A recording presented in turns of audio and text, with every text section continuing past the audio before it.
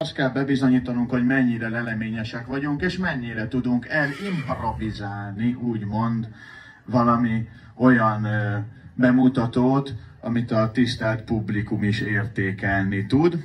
Az elején alaki gyakorlatokat fognak látni, utána technikai, a lovas és a ló együttműködését bemutatandó technikai gyakorlatok következnek a huszárság fegyvernemével, a szabjával, illetve lőfegyverezni is fogunk.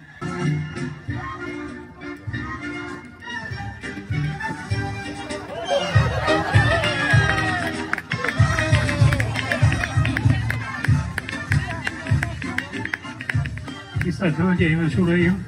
Ezután a karusszel után most már a lovassági kiképzésnek a különböző epizódjait fogják látni. Ugye itt a szúrás, a lóról történő szúrásnak a bemutatóját, a kihelyezett ilyen kis koszorúkat kellett ugye úgy megdöfni, hogy rajta maradjon a kardon.